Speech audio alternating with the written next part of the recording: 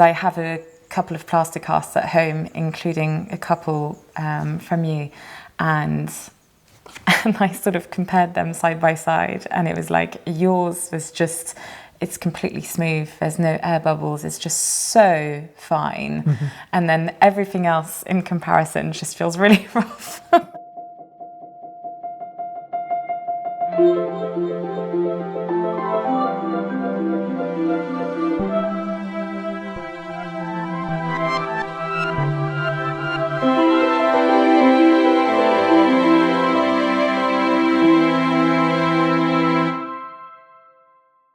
Welcome back to Artfully Crafted. My name is Eleanor, and each week I travel to a craftsperson's studio, interview them and show their work.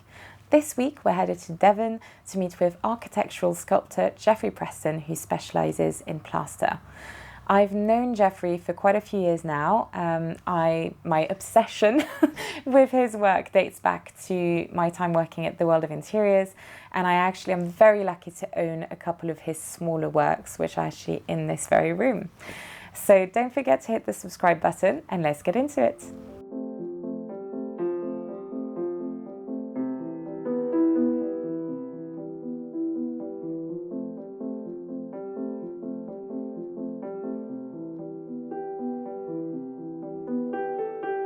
Hi Geoffrey. Hi. Thank you so much for having me here. I'm delighted. We're actually, just a little note to you guys.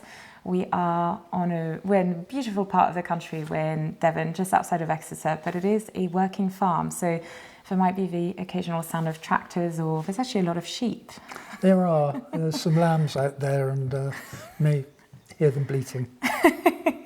But that's fine. Sort of atmospheric background noise. Yeah. So I thought maybe we could start with you introducing the medium that you work in and the kind of work that you do. Okay. Well, I work in clay mostly, modelling the clay in a sculptural way, quite traditional forms, I would imagine you'd say. And they'll be modelled in clay and then cast in plaster. That's the long and the short of it. So it'll be modelling, moulding and casting.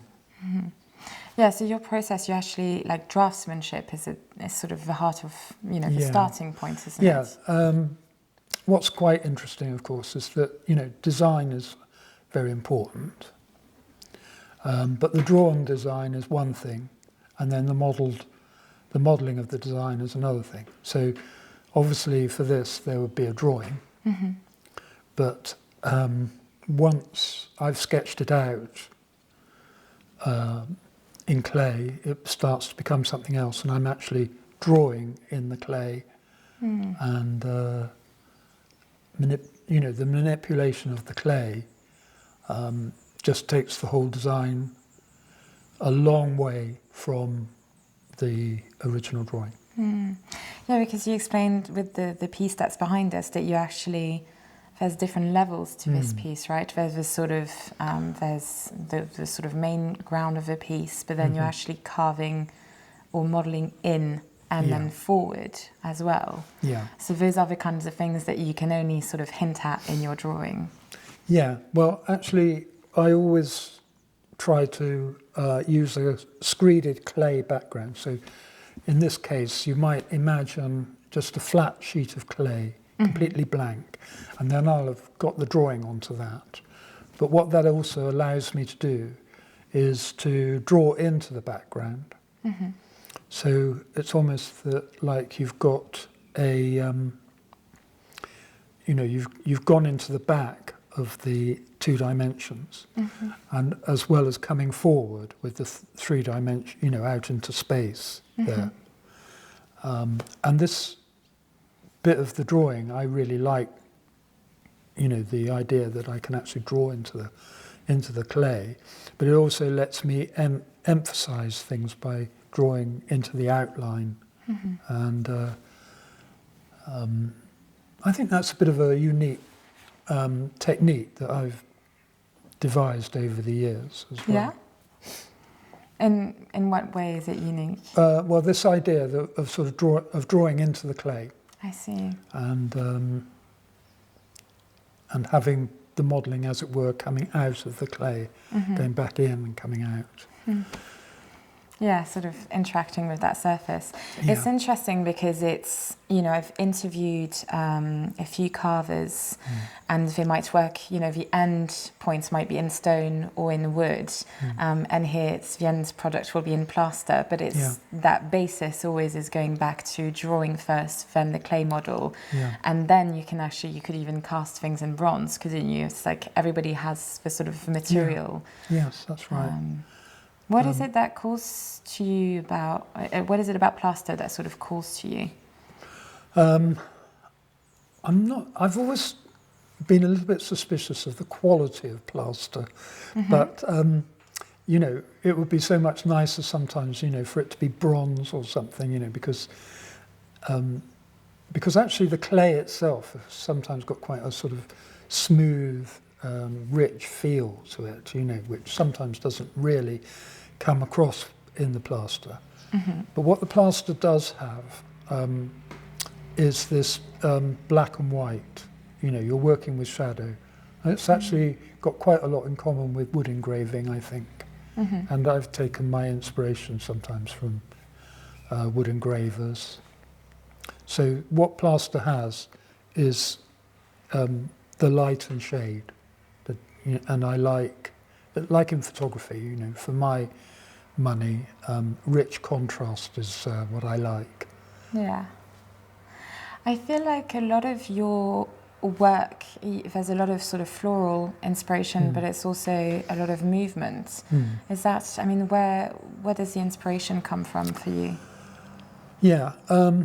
Well, I've always been very inspired by 18th century modelling, and that was somehow fundamental to my background in modelling. And I also very much like 18th century ceramics as well. And I like the sophistication, the complexity, and the movement. Are we talking about things like Sèvres porcelain? That sort of thing? Yeah, Sèvres, Tournai, Meissen, all that kind of stuff from the 18th century, but obviously the 18th century stucco artists as well. They were like medieval artists, really tied to the natural world, and the movement of the leaf work and the scrolls and all that kind of thing, seems to me to be expressive of the inner nature of nature itself, if you like, the way things grow and move. And then when the flowers, the blossoms come out, and you've got this wonderful positive atmosphere about the work, which I also very much want to get into what I do. Yeah, because I think that's one of the things worth talking about as well, is the sort of applications of your work, because you do have smaller works available that sort of plaster plaques that can be hung on the wall. Yeah. But the core of your practice is doing sort of entire ceilings or wall panels where you're going to be sort of working in an entire room. Yeah. And you're sort of almost, it's almost like you're adding to the fabric of the building, right? Yeah. Well, I think a room without a decorated ceiling looks pretty naked. When I look at the adverts for, houses that are for sale, sometimes in country life, and I don't, you see this very nice looking room and it just has a blank ceiling in it. I think, wow, something's missing there. Yeah, I can quite understand why you'd think that, because it's, and I'm not just thinking in my pocket. But I've seen the results of, I think there was a lovely article in Country Life recently of one of the houses that you've sort of added to over time, and you've got a very close relationship with the owner, and you can really see how your ceiling designs have transformed that place. So I can see why you would sort of see that, and for you it's sort of a blank canvas that's waiting to be added to, isn't it? Well, I don't know what it is about decoration, but carpets would be in the same, wallpapers would be in the same category. But it's got to be also, because it's going to be a really permanent fixture as well. It's got to find quite a high standard of artistry, I think. Yeah. Because obviously you can compose a ceiling from lots of little cast elements and so on, I think almost quite thoughtlessly, or mouldings that, but having something designed in an artistic way, meaningfully, that can stand up to perhaps artworks that the owner has. And then, it's going to be part of their life as well. And maybe it'll be up there for, a couple of generations into the future as well. Yeah. So I feel honoured to have been asked by people to do that sort of thing, because I know they've got to live with it. So, I can assure you I would quite happily live with one of your ceilings. Yeah, It wouldn't be a hard task. Yeah. But yeah, I can see that sort of sense of, when you were talking about sort of architectural forms that almost like blend into the sort of organic. I can really see that are traditional, that you kind of would see in, wall panellings, but that then sort of out of them emerge, flowers or canvas sleeves, and it sort of happens very naturally, doesn't it? Yes, it does. But also there's sort of unexpected elements that occur. And I think I was saying to you before, there is a symmetry there, but it's not a slavish symmetry. So left and right are very closely similar, but they're very different as well. And to, absolutely mimic one side with the other is sometimes, quite a deadening experience. So it's the sort of faint differences sometimes are really significant, in making the piece a lively piece, to the eye. Yeah, totally. Yeah. I'm sort of wondering, there's so much to get into in terms of talking about different projects that you've worked on, etc. But I thought maybe it'd be quite nice first if we sort of set the groundwork for how you got to where you are in terms of, training and what it's sort of taken. So the first thing that you did, if I'm right in remembering this, you went to Hornsey College of Art, is that right? And trained as a sculptor there, right? Trained as a sculptor there, yeah. Under Nibs Dalwood, who, if any other sculptors of my era are watching our thing, they'll smile. He was a great teacher, Hubert Dalwood. But also while I was there, and I was telling you about Keith Critchlow, wasn't I? I was really fortunate to meet Keith Critchlow there, who taught us a lot about proportion in art. That's the long and the short of what his teaching was for me. And which is then really key when you're talking about, not necessarily a standalone panel, but much more important when you're decorating a whole room. Yes, you need to understand the proportions of a room so that then what you're adding, whether it's a mural or a ceiling, that it's going to be cohesive with what's already there, right? Yeah, that's right. And the practical side of actually transferring the design to the ceiling as well. But proportion is very important to understand because of getting the relative size of elements correct. Again, for the scale of the room and stuff like that, and in relation to each other, right? That's when right. you're doing a composition. That's right, yeah. And also, there can be more subtle things about the design encoded, as it were, in the proportions. So depending on what the fundamental net of the design was. In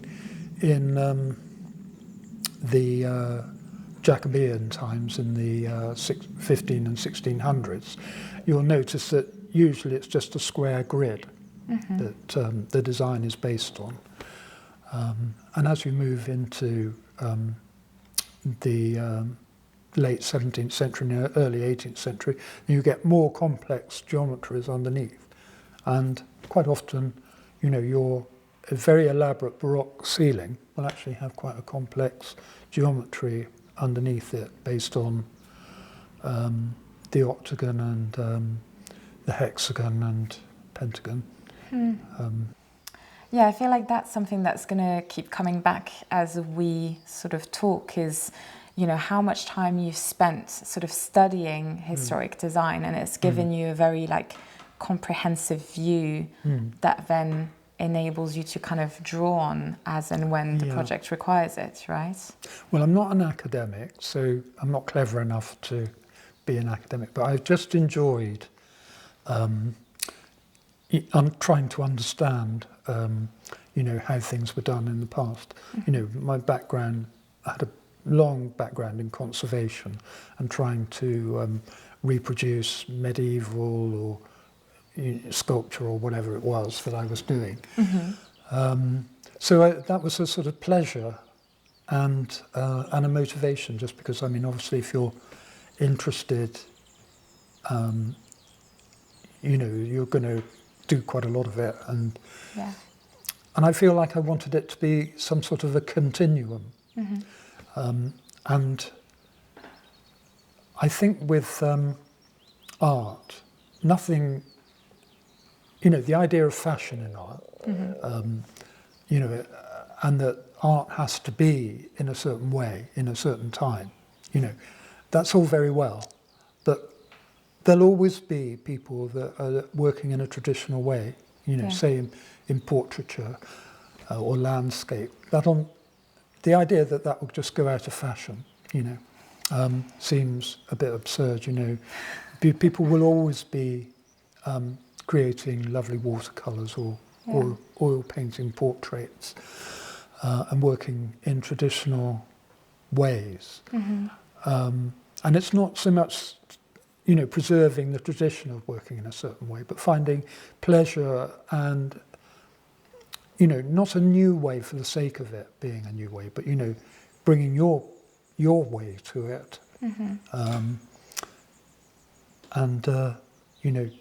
I've never wanted to make something that was just different for the sake of making it different. I don't think. I hope I'm being honest that way, but I did want to feel the enjoyment coming through, also, in a positive way. Yeah, I'm looking at my notes here because when I was looking at sort of the timeline of, your career, you sort of probably had about 20 years where you were either training or working in conservation. And it's sort of like that run up to your career becoming more sort of artistic. It's sort of like it's naturally blossomed into that, but you had that really deep grounding in conservation. I made a note where it's about copying historic designs. Like that was a big part of your training, wasn't it? Yes, it was. Yeah. That was really important to, work accurately to the way the original, for instance, if it was a medieval building and you were having to recarve a crocket on the building, you really, should really understand the form of that crocket. I think I was telling you that I worked for Professor Robert Baker. He was quite a strict employer, making sure, that you really sort of kept the quality up and, that you kept to the accuracy of the original that you were copying. Yeah, so you went from Hornsey College of Art and then you became a stonemason at Exeter Cathedral. And then that's when you were mentored by Professor Robert Baker, right? That's right, yeah. And I had a few years working with him before he retired. And then we, and some of the other friends of mine who also worked for Professor Baker, we started a company called Nimbus Conservation Group, which was possibly, well, at least one of the first stone conservation companies. and became quite a well-known company. And I worked with them for about 8 years. At what point did you learn the clay modelling? Was that already as part of your training as a sculptor at Hornsey, or did that come later? That really came later with Professor Baker, working with lime mortars, because he more or less invented the lime method of conservation and revived the use of lime mortars, as repair mortars for sculpture on limestone buildings. Right. So, yes, he was the person that really taught me modelling. When we were working, he would come down and hold a sort of little class with you, really. He was not afraid to get his pen out and notebook out to show you how something was supposed to go. He's a brilliant draftsman, and or show you modelling. If you were doing something, modelling something, he'd show you how to do it. So that was really brilliant, because I think when I was actually at college, I was at college at a time when conceptual art was kind of all the rage, and we weren't doing much life drawing or anything at that point. Right. So we sort of kicked our tutors out and things like that. Wow. Oh yeah, it was a horribly revolutionary time when of course we all loved it, but yeah. Looking back on it, it was supposed to be liberating, but I think I don't know what you can say about it really, because it sounds it's a bit reactionary. But, it's kind of a knee-jerk reaction to like a system that probably felt quite stifling. But then with time and distance, you probably think, oh gosh, we missed out on learning all of the things that they could have shared I think a lot of art students complain about not actually learning things when they're at college, because most people go to college being able to draw. Then when they get to college, nobody can teach them drawing, or there are only a few courses that are really practical skills. So that's a constant complaint. You actually kind of set yourself, you were very disciplined coming out of college about wanting to get better at drawing, right? And sort of, I think you told me that your sort of approach to it was, right, I'm going to do sort of half an hour every day, right? Well, when I really realised, how incompetent I was at drawing, I thought, come on, you've got to get down to it, I can't think of a world in which you're incompetent at drawings, having seen your drawings. No, well, you're not really comparing them to, people that really can. There are some very good artists around. I'm not up with them. But, doing it accurate, copying flowers or portraits or whatever it is that you'll figure drawing accurately, and training your eye. That's important. To be really sort of illiterate at drawing. It'd be a bit disappointing, but putting some time in at practicing it was, really sort of getting your eye in. I mean, when you're modelling, for instance, you can't just, you're in the mode of modelling all the time. If you're me anyway, that's what I do every day. That's what I am, basically a modeller. So it just sort of pearls out of your hands. When it's doing that, that's how it's supposed to be. And I think that's the same with people that are really good at drawing as well. And you can see this in, some of those great early 20th century artists like Laura Knight or Dodd Proctor and all those sort of people. You just see this beautiful eye at work, to be able to aspire to that would be something. But anyway, modelling, I know I'm quite good at modelling, so that's all right. Yeah, no, it's interesting to see like what sort of, who are the people that you look up to and think, oh gosh, I wish I could do that. Yeah. But so you went on then so you've had this period of, you went to college, you were stonemason apprentice, You then learned clay modelling under Professor Baker, then Nimbus conservation with your friends, and then you went to work for Clifton Conservation. That's right. Who we did a lot of work for the National Trust, and that was the time when our Park House burnt down in 1989, and Clifton got the project of restoring the 5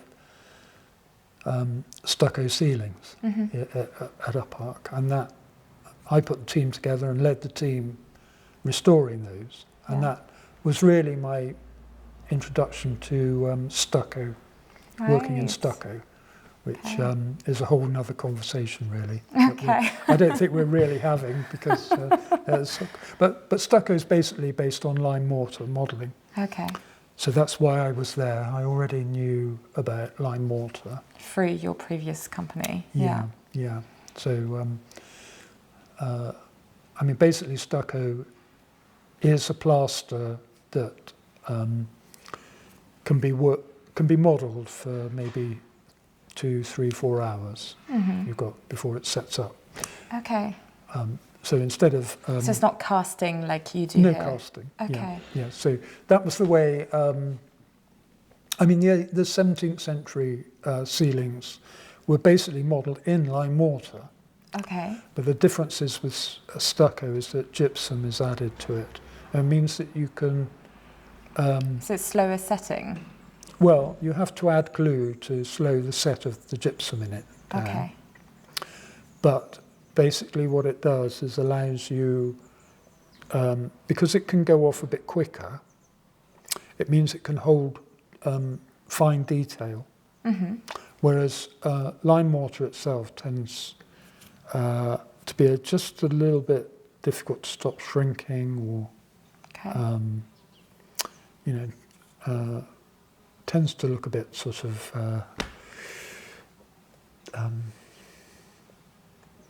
I don't know, it tends not to be able to hold the detail so I'm trying to think, well. What are you able, I mean, tell me if it's too big a task in sort of, this interview, but are you able to sort of give a brief introduction into like what are the different specialisms within the world of plaster? Because you've just mentioned stucco and then lime, plaster. I know there's pargeting as well. So what is the sort of like difference? Okay. Yeah, okay. So in the history of plaster, really, you'd be talking lime plasters for hundreds of years. And pargeting would be associated mainly with the exterior of buildings. You see a lot of that over in East Anglia, right? In East Anglia. Yeah. Well, you'd even see a little bit of it all over the country, I dare say. You find the odd place. I think in the Cotswolds as well, it's like there's like pockets of area with like kind of vernacular, isn't it? Yeah. Yeah. But obviously, sometime or other in the late 1400s and then in the 1500s and 1600s, people were doing a lot of decorating in interiors. And some of those would be really quite grand, but quite a lot of vernacular stuff. And quite a lot of the modelling looks really clunky, and in an art historical sort of way, they were probably trying to look like Renaissance artists, but they were basically sort of country people doing quite naive things a lot of the time. Not always, there's some sophisticated stuff around. Yeah. But in the late 17th century, after the Restoration, people were up in their game artistically and looking, more closely at how things were being done in Rome. And probably Holland, stuff was coming across from the continent from various directions. Gibbs and, other architects, Leone, were bringing what they called Italians, but in fact they came from the Ticino region of Switzerland. They were bringing these families, the Artari and the Franchini, across in the early 1800s, and they were doing these really wonderful, elaborately modelled ceilings in stucco. Stucco And was their medium. Okay, fine. So is pargeting the sort of like its earlier traditions? Yeah. And then stucco is really the sort of early 1800s. Yeah. That's when it's... And really, I mean, stucco only really lasted about 70 years. Okay. And the reason for that was basically when Robert Adam, people were trying to get back to what they called the authentic classical style. They were Palladians and so on. But Robert Adam and Athenian Stewart and people like that were doing real thorough researches in Italy and Split and places like that, and then coming back with these books that showed you exactly how classical architecture was, supposed to be decorated, in the interiors. And so is that still stucco then, the sort of thing they were doing then? Initially it was in the 1760s. A lot of Joseph Rose was an artist plasterer that worked for Robert Adam. And the first, Adam ceilings are stucco ceiling, but they were done, quite closely to these authentic, researched classical designs. Yeah. But as time went on, it was seen that, you could create very satisfactory looking designs with these sort of hanging little swags of husks, or patterns of Athenian leaves or whatever, and these could be really simply cast in gypsum and then stuck on the ceiling to form very satisfactory looking ceilings, such as you might see at Kenwood and places like that. But so then at that point you're basically able to have sort of casts in the workshop where an artist has done it once, and then you've got the working cast, and you can basically repeat that form again, rather than have someone on site doing it, right? So it's more cost effective in a way. Yeah, exactly. And you could perhaps, because you were working in this very low relief, you could probably, have sort of roundels that were of little figures that could be cast in what they called jelly moulds, but they'd still be just gypsum, and then they could be put up. But so at that point, that's actually the beginnings of George Jackson, right? It dates George back Jackson to dates, Robert Adam. Yeah, I think their founding date was like 1789 or something. He definitely worked for Adam previously. Yeah. And Jackson's went on to invent the sort of fibrous plaster method. In fact, I think they patented it, where you made cornices in the workshop instead of running them in situ, and then you went and put them up and things like that. So changed, from about 1770, stucco was more or less over, and hand modelling was over in situ. So you're turning more into kind of workshop-based work, and then you're installing on site. But but they already had that, of course, for the cornice work and modillions and one thing and another. But if you wanted to have a modelled ceiling with leaves and things, you actually needed artists to do that. And there was sort of stucco guilds and as well. It was a big thing in Ireland as well, and places like Bristol, where there were literally hundreds of stucco workers that, So going back then to Up Park House, then that was working in stucco, so that was actually modelling on site? In situ. In situ, okay, fine. Yeah, so that's quite a different thing to what you do now.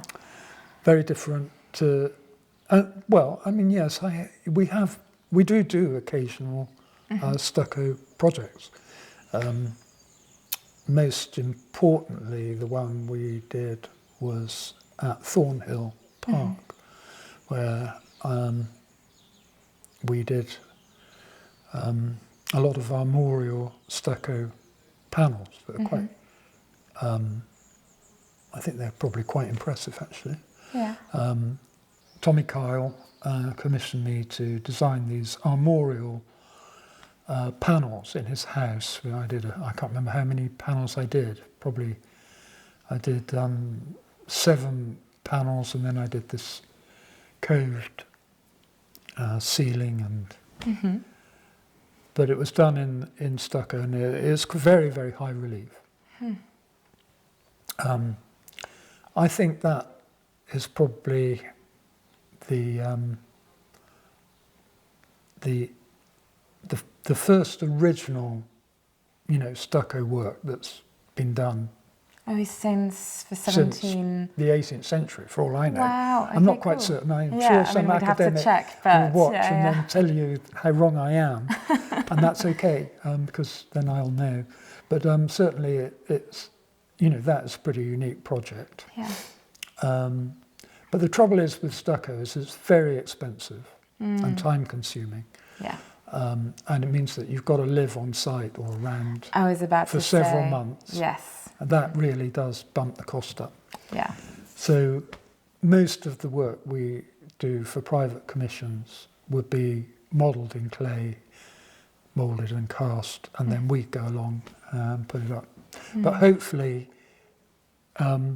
we would have that sort of element of originality and artistry in what we do that just doesn't look like it just came out of a factory or something, and there were, Don't worry. That's what it definitely I don't doesn't think look it'll like be it mistaken comes for out that, no. of a factory. No.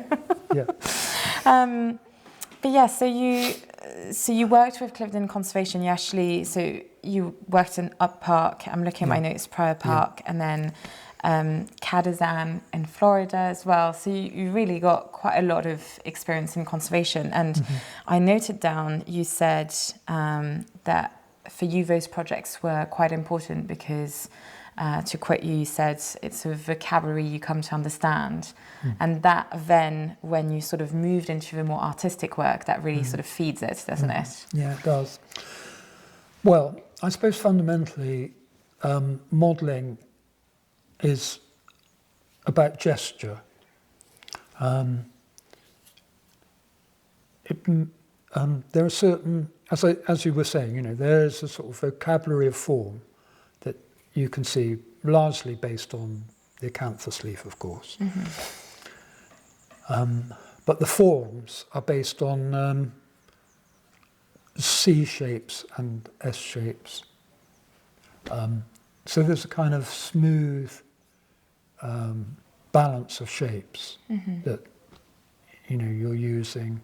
There's possibly a bit of a limited vocabulary, of course, but it's almost like it's one thing for your brain to understand what it's looking at, but then it's your hand has actually got to sort of integrate that gesture, right? And it's got to become almost sort of muscle memory to get the right proportions and the right sort of angle of the curve and that sort of thing, right? Yeah, muscle memory, that I've never really thought of that phrase, but that is exactly what you find, is that when you've been doing it long enough, it's there's something automatic about how you work with it, and that really helps you a great deal. Sort of seems to flow out of your hands, and that's what you want to sort of look for, I think, in the work that we've done, that I've done.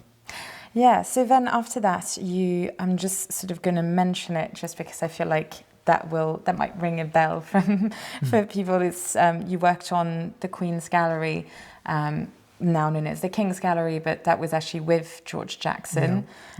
You also worked for Tess Kennedy on the Rivoli Bar at the Ritz. This is a long time ago. Yeah, but it's it's really emblematic kind of buildings, right? Yeah. But I think what we did actually want to talk about was that very lovely project that I sort of briefly mentioned earlier in Dorset, the old house. Because that's, even the way it came about is sort of, that says a lot about the business, right? Yeah. We had an exhibition at the Foundling Museum, which was probably a very unique exhibition of plasterwork, because I don't think plaster is a very valued material, and to see what can be done with it, was probably quite an exceptional moment. And Jeremy Musson wrote a very nice review of the exhibition in Country Life. Saw the review and the exhibition, and she had recently been at Wardington House, where there's some very interesting plaster work that she rather fell in love with, and she'd done a bit of a film for Country Life about it. And she got in touch with us to design and make a ceiling in her living room in the house that they've got in Dorset. That's lovely. That's really lovely. Yeah, and that's actually been one of our happiest projects. You know, quite a long-term client actually, because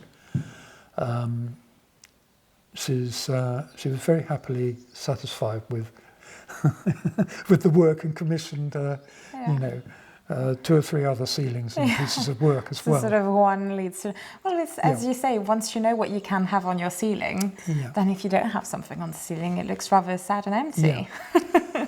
And also what's been really great with Jane is that I've been able to do some really interesting things in that house.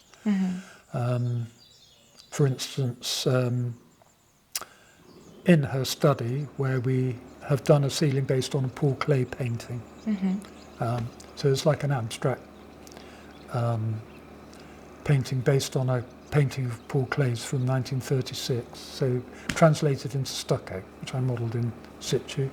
Wonderful. And then in a bedroom ceiling, we did another one which is kind of almost based on a Botticelli idea of, you know, what heaven looks like, with this wonderful sort of central sun-like element with all these sort of flames sort of fanning out all over the ceiling.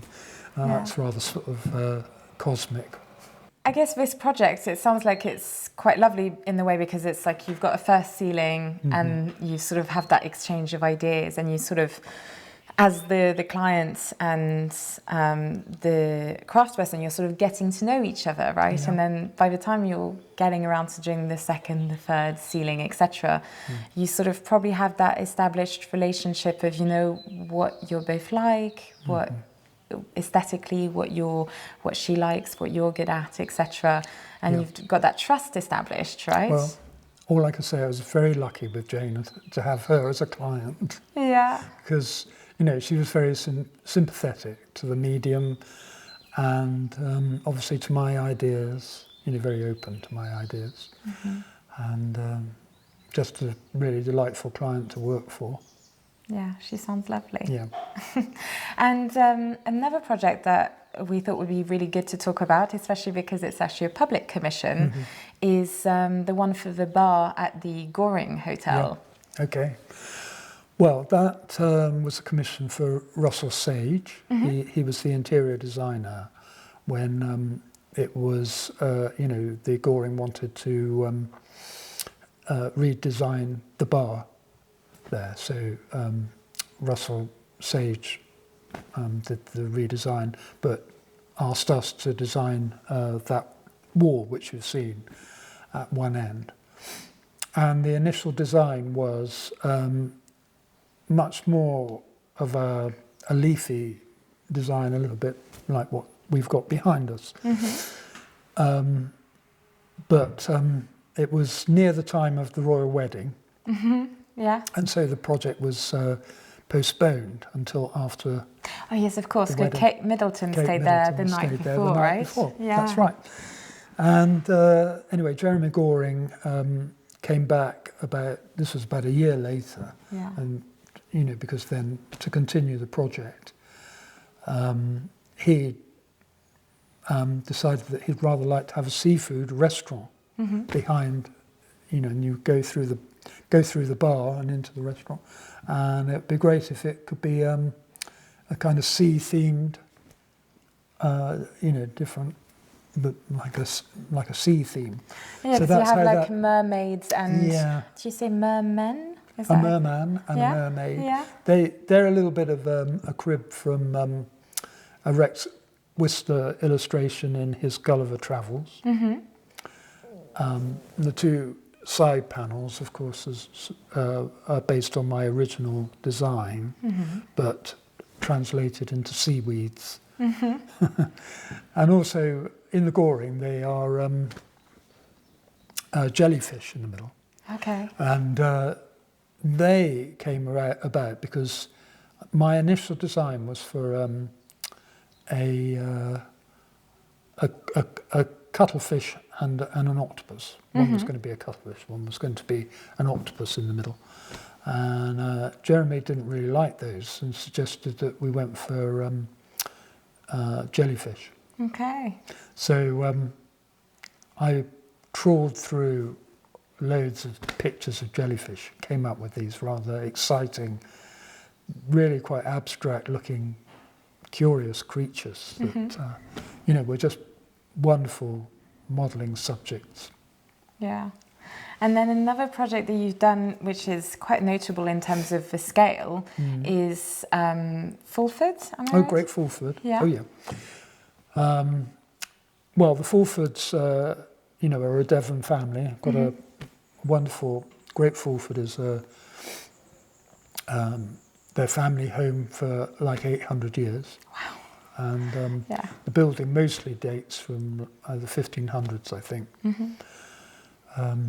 And part of it did fall into considerable ruin. I'm not quite sure I remember all the history of what happened, but Francis Fulford's father did a lot of rebuilding.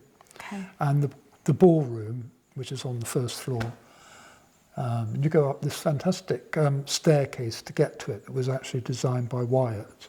And then you go James Wyatt? James Wyatt, yeah, who did actually a few alterations in the house. And then you get to the ballroom, which is 20 feet by 40 feet by 20 feet high. It's a double cube room, Double right? cube. Yeah. And it's perfect proportion, really. And with a cove ceiling. Yeah. So, I mean, Francis wanted a design of this kind of early 18th century period, really. So that's what my design is.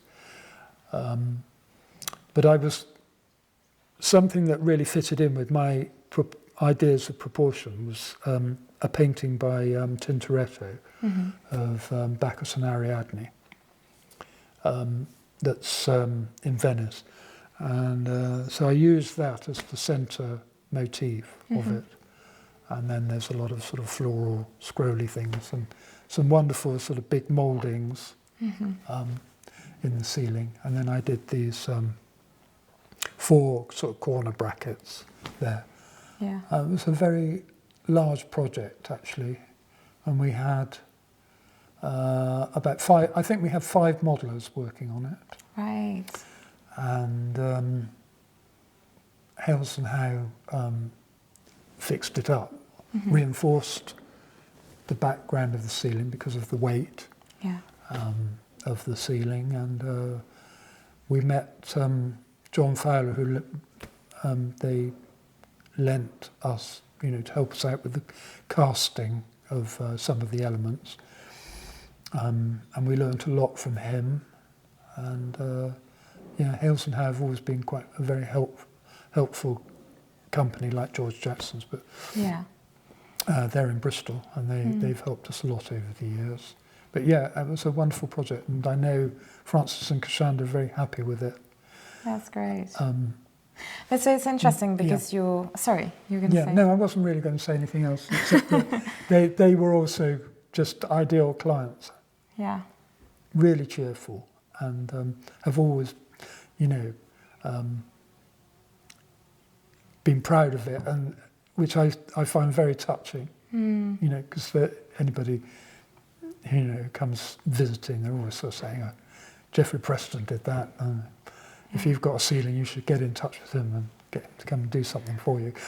And that's wonderful, because in a way it's like, you know, you want a client who's a joy to collaborate with and to exchange ideas with, and who's going to be very supportive, but then it's also they can be supportive in the aftermath of the project, and sort of, you know, in the fact that they're allowing you to speak about it openly, and that they're also, you know, mentioning your name to others, etc. Because, you know, you can sometimes have the dream project in the sort of like the actual project whilst it's going on, but then if it's under NDA or anything like that, then it's really tricky, because often the next project only happens by recommendations. Yeah, well, we don't do NDA for that reason. So I kind of wanted to talk about that, you know, the scaling up, because as you say, you've sort of been working collaboratively with Hales and Howe and George Jackson, but also the size of your workshop can, you know, of your team can sort of change if you've got a larger project going on. Yeah. And so do you see yourself more as an artist working on your own, or do you see yourself as a company? Well, I think that's changed over the years. We definitely had much more ambition as a company, you know, maybe 10, 15 years ago. And somehow or other, I think it's changed because of, you know, we've trained a lot of people and had to let people go. I see. So I mean, sort of the continuity between projects, right? Well, yeah. I mean, it's the continuity of people, really, that is really important, because there's quite a lot of skill. So to take on a large project means, you know, perhaps, you know, you need 2 or 3 more people. And if it's a modelling project, I mean, we had quite an interesting project that we did for Hales and Howe, you know, 2 or 3 years ago, that had a lot of modelling in it. It was like a long frieze in a classical style. And we had, you know, 3 or 4 of us working on that. And, you know, we had some, I mean, I won't say they weren't, you know, they were modellers, but they weren't really familiar with the classical style or the way we worked. So we had, you know, a learning curve to get up there, which obviously they achieved. Yeah. But, you know, if they'd been working like Kate, you know, so if you've got people working for you that have got the skills for a long time, and you've been able to train them. Yeah. And that would be really nice as well, because it's always been a pleasure actually teaching people when they come in. Yeah. But realistically, for a very small company like us, we need, you know, quite a continuity of work of a certain type. Yeah, you're kind of at that stage where you have the most growing pains almost of, you know, sometimes you have really big works and then you need the team, but then also sometimes you might have sort of smaller projects, etc., where actually you might not need that many people. Or you've got actually no actual sort of paid work coming in. And I mean, I remember when I was apprentice stonemason, you know, occasionally a company, you know, hit a blank patch of work, and there was actually nothing coming through the mason's shop, and there were about 8 masons in there, and all we did was just clean. The workshop was as clean as a whistle, and all the tools were as sharp as anything. Right, I see what you mean. And I mean, perhaps one expects to go through those moments, but the character of our work is such that, you know, we're not Hales and Howe or Jacksons. Yeah. So we have no ambition to be a plastering company, you know. So, because I obviously just view myself as an artist. Yeah. And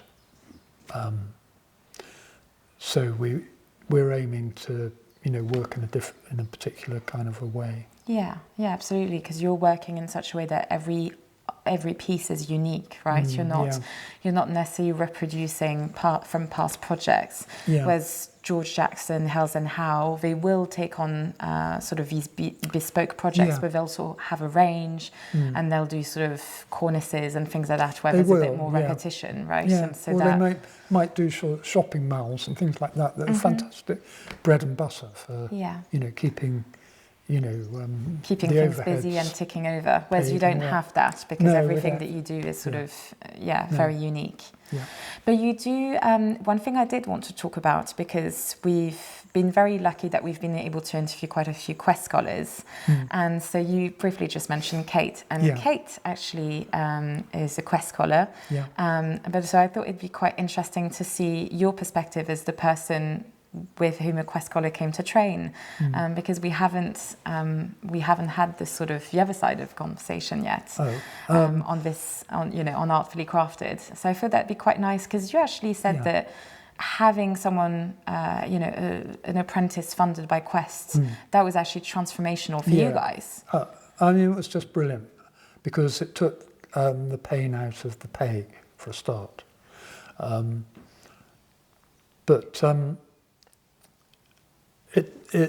I think it's a common thing that people, when they have to teach something, learn something, or begin to realise something about what they do, organise your thinking about what you do when you're trying to explain it to somebody else and bring somebody else into your world, really. Yeah.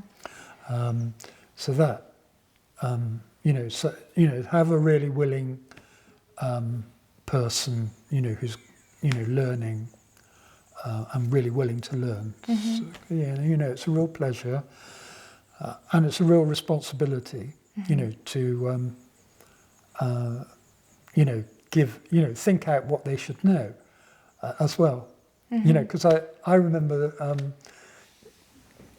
there's a brilliant book of architectural terms by some people called Harrison Lever, which maybe people of an older generation will know. Yeah. It's this wonderful Faber book of black and white photos of all architectural details from all the years, and then there's a glossary of them and names and things. I had to learn it when I was an apprentice, like what's a cyma recta or a cyma revert, what's the difference? So I used to get Kate to learn all these architectural terms and then test her on what they were. She's a very good learner, of course. Yeah, so you're almost kind of, sort of structuring your thoughts, right? In terms of, because you're having to think, okay, how am I going to teach her like everything I know, but in a sort of really structured way? Yeah, I mean, it's like, with the modelling as well, like taking somebody through the modelling and understanding, the depths and how to finish things and so on. At every stage, you've got to nurture them a bit. You can't just let somebody, just do what they want. It's just not going to work. So you've got to say, well, it's got to be done this. There is a got to be done way. It's got to be done this way, or with materials, and understanding the materials and so on. Yeah. But also we introduced, which was, partly, for our own benefit as well. We have a friend who is a pupil of Charles Cecil in the site-sized method of drawing. And we set that up, that he came in and taught Kate the site-sized method of drawing. And having fundamental disciplines like that really underpin your skill. They're not perhaps, particularly necessary for an apprenticeship, for instance, but they, if you've got somebody coming in on a QEST scholarship, and then, you want to sort of give them everything that is possible. One thing as well that, so your wife and business partner, Jenny, she mentioned to me that actually the other way in which it was kind of transformational is like, so there's this side that you mentioned where you're sort of, through teaching someone, you're sort of learning yourself. But then there's also the side of, it was the first time that you saw yourself as a company, and you sort of thought more about sort of structuring things and thought, okay, it's not just about me as the artist, but it's also about, if we're going to have this person coming in, we need to have enough structure to sort of, and so you kind of, your ambition sort of shifts as well as a business, right? Yeah, they do, yeah. It's difficult to, talk about how things develop, because things do happen in a kind of ad hoc way as well. Quite often it just sounds like, your plans just go really smoothly on greased wheels. But, it was part of our adaptation, to being a company, having it's like it was a catalyst almost. Yes, exactly. It's been great, having, her working with us, and she has, really deepened her skills over the years as well, particularly in the moulding and casting department, where I'm completely hopeless at that side of things these days. Yeah, I was going to say, how do you split your work then? Because she's now been working with you, so it was 15 years ago, right, that she did her QEST scholarship. Yeah. And she's basically stayed with you ever since. Yeah, for some reason. In lots. Well, I can see why she would want to stay with you guys. But so, over 15 years, her involvement has sort of changed over time. But how do you split things now in terms of your work? Well, I'm the designer, and largely I would be the maker modeller, and Kate would sort of step in to maybe finish the modelling. Definitely always really good finisher, but she would definitely take over on the moulding and casting side, probably with Jenny as well. They're both they're amazing when they start splashing the plaster around. But I mean, actually creating the kind of moulds that you need for this sort of thing needs, you need to be, you need to have, quite a good visualization of what it's got to be, because you'll imagine that, often you've got really difficult undercuts and the like to deal with, and then, there's all sorts of little techniques like putting sponge into, the very difficult pieces so that, it kind of squashes, it comes out of a difficult little hole in the modelling or whatever it is, all that sort of stuff. And then you've got to create a thin case mould for it, because you can't have something that's just too heavy to lift. And you can't just have a really thick mould. You've got to keep your mould as, the rubber as thin as you can. That sort of thing, is... it's really technical. It's very technical. Yeah. Yeah, and she and Jenny are really on top of that. Fine. Okay, so it's gotten to a point where it's really collaborative, actually. It's very collaborative, yeah. And is there still some finishing to do as well when you get to, once she's done the casting, once you've gotten to the plaster stage, or is it There shouldn't really be very much at all. I mean, you shouldn't even, they are that skilled that you'll hardly get an air bubble, for instance.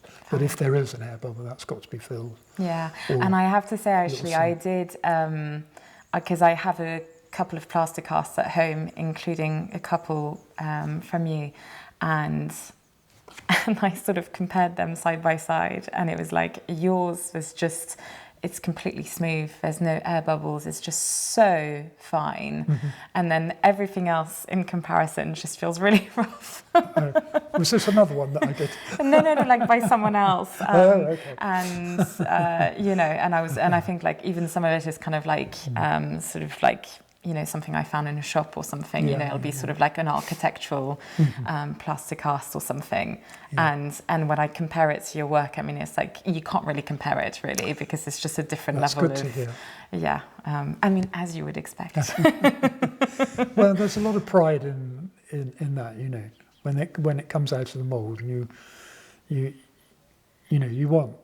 you don't want to have air bubbles in it, and you don't want to have to go to the bother of filling them up afterwards, which is a real bore, but you can't really, let them go with it, like that. Yeah. So what is it that you sort of love about the sort of more artistic side of your work versus, the earlier sort of restoration work that you were doing? Well, it has been a development working as I trained as an artist, from college. I've always had a kind of hope, that I could, fulfill myself as an artist. But I always felt like quite a responsibility to the buildings that I worked on, to learn to learn my craft, to be, to be good at what I did, and do a good job. That sort of builds your skill and your ability to do things and to fulfill, to realise what you can imagine as an artist. And it's like you've fed yourself with these images and movements that you've had to learn to, do the work. And so your mind's, as an artist, I think, is always working. It's always feeding on images. But also, you're keeping your sketchbook going. You're thinking of things that you want to do, and you've probably got space to do those things in between jobs, or when the work's fallen off and you haven't got anything else to do in the workshop. What are you going to do? Go and sit around somewhere else? No, you're going to be in your workshop and you're going to make something. Something that you really want to make. And that's how it goes, really. Yeah. Yeah. And so what's, we talked earlier about the sort of like the architectural inspiration of your work, the floral inspiration. Are there sort of places that you've either nearby or maybe that you've travelled to further afield that sort of fed your artistic work? Yeah, well, very specifically, I really love the work of the Assam brothers, Ege Quire and Assam, in Bavaria. The Assam Kirche in Munich is a beautiful interior, and then there's the Device in Bavaria that was built and decorated by the Zimmermann brothers, and those are truly inspiring buildings. Yeah. And also I like Sapota in Palermo, a wonderful sculptor who's not really known much about, and so much to be learnt from those guys. They all were working in stucco, and joyful. I think I like to find something joyful in the work I do. Yeah. Yeah. I mean, I always finish with these interviews. My last question usually is, what's your dream commission? And I'm thinking, can I even ask that? Because you've worked on some incredible projects. When we're talking about the Ritz, the Goring, and then the project with Jane and the Fulfords. These are, for most people, those would be their dream commissions already. We've been so lucky, so fortunate. Is there anything that you're sort of thinking, oh yes, I would like to do that you haven't had the opportunity yet? There are some unfulfilled things in my folio, things that I designed, and there are 3 drawings for the same ceiling, but kind of 3 versions. I always really wanted to, make those, make one of those. Now I don't have to make all 3 of them, but one of them would be enough because they've got. I designed these wonderful elements for them, which. It would be sad if they just stayed in the drawing folio. Yeah. What sort of style are they in? Well, they are probably in late Queen Anne, early Georgian style. Okay. But they are, of course, Geoffrey Preston original. So you've got your own twist on it. Yeah. Well. They've got my sort of. I think a lot of times I'm very conscious that my work has to fit into the building. Yes. And it's got to be sympathetic to the architecture of the building. So that's the starting point. So it's not going to jar, with the feeling of the building or the period of the building. So that doesn't stop it being original. No, so it's that balance between going with the building, but at the same time making it your own and sort of keeping that equilibrium, right?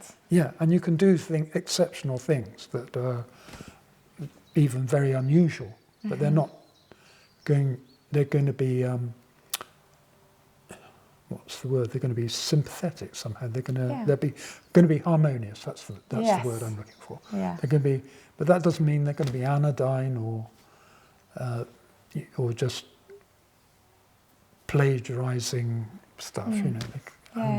Yeah, they can be. I mean, well, I feel they are anyway, and I hope that you know, the verdict of other people is the same that way. You know, that they're kind of worthy as works of art in their own right. Yeah, certainly, as far as I've seen, they're definitely worthy additions.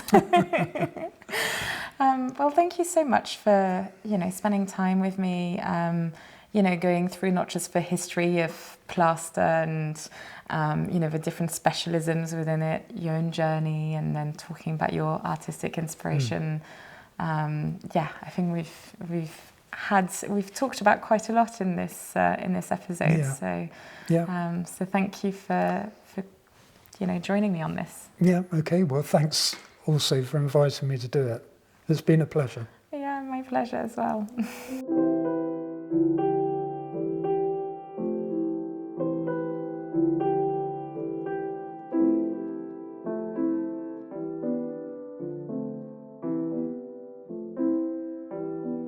I've linked Geoffrey's website below, and you can actually admire his work in person at the Goring Hotel bar. So if you fancy a cocktail that doubles up as an art exhibition, do head over there. It's well worth it. Thank you so much for watching. It means a lot, especially as at the moment this channel is entirely self-funded. So please spread the word. Like, share and subscribe. See you next week. That built by Sir James Thornhill. Okay. You know. Oh my God. What is going on? I've had so much lunch. Like, this is so annoying. You can't do anything about it. Oh, So don't no, worry I about know. it. It's very